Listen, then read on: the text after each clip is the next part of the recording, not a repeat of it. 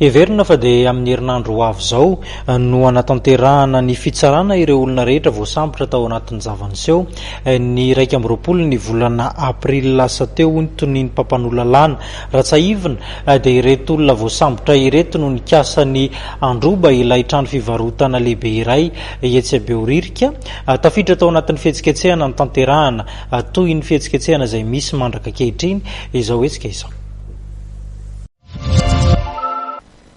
Tao arian'ny zava-mitranga tamin'ny 1 aprily lasa teo iny dia nisy ireo olona voasambotra ary efa nalefa vonjy maika eny am-ponja ankehitriny. Ampoly izy ireo raha ny fanazavana nentin'ny mpampanao lalàna androany. Raha ny fanazavana voaray dia efa naiky ny zavatra nataony izy ireo, ny baboka nilaza ny zavatra rehetra ny tranga ireo izay saika androba teny amin'ny tranombarotra lehibe iray tetsy Behoririka ireto olona ireto.